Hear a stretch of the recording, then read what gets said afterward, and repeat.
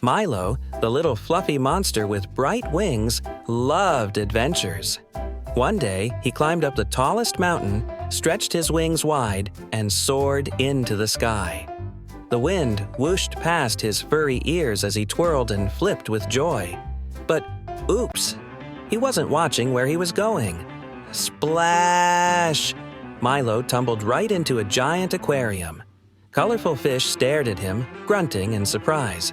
Before he could say hello, a grumpy shark zoomed toward him. Yikes! Milo flapped his wings fast and shot back into the sky. Safe at home, he gulped down his water bottle, his heart still racing. Then, with a big yawn, he curled up in his cozy bed. What a wild day!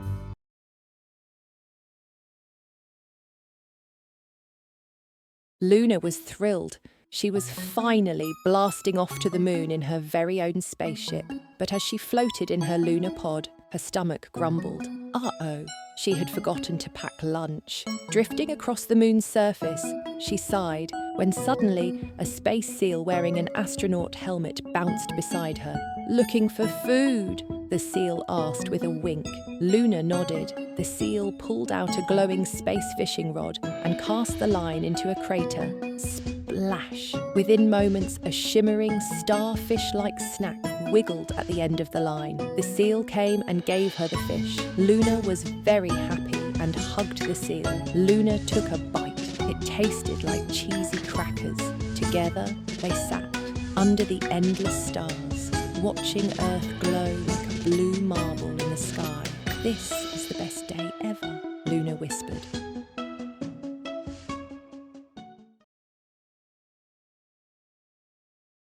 Every week, Jaden and his granddad walked the same forest trail. Towering trees whispered in the wind. Birds flitted through the branches, but Jaden barely noticed. He kicked a rock and sighed.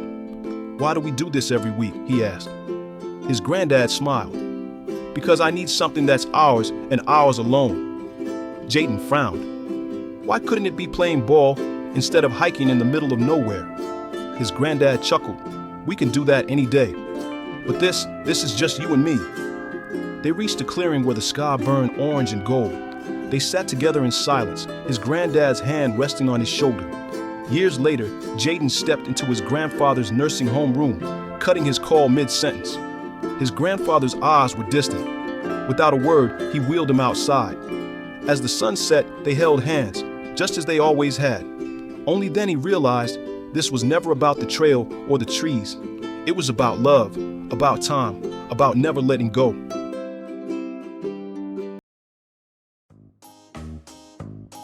Dino, the little green T-Rex, loved two things: coloring and trucks. One day, when he was walking, he found a giant, empty dump truck in the jungle. "It looks so boring," he said. He had a brilliant idea. He grabbed his biggest paintbrush and a bucket of paint. He painted the wheels bright blue, the doors red, and the back yellow. Splashes of paint covered his tiny claws and tail, but he didn't mind. He was having too much fun. When he finished, the truck looked like a rainbow on wheels. Suddenly, he heard a sound and jumped. The truck rumbled to life. Beep, beep! It was a magical truck. Dino looked at it in awe. It took Dino on a fun ride around the jungle. Dino cheered, "Color makes everything better." And from that day on, he painted every truck he found.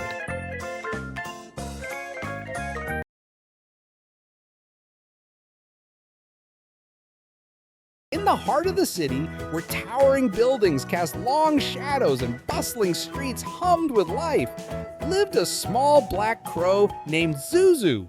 Unlike the other crows who scavenged for boring scraps, Zuzu had a taste for something special: warm, sweet, and delightful treats. One morning, Zuzu perched high above the street, his sharp eyes locked onto a shiny donut in the hands of Officer Mike. It looked soft, sticky, and utterly perfect. The moment Officer Mike looked away, Zuzu swooped down like a black blur, snatched the donut, and soared into the sky, nibbling with pure delight. The next day, it happened again, and again the day after that. Each time, Officer Mike turned in confusion, scratching his head as he found his donut mysteriously missing. The only witness?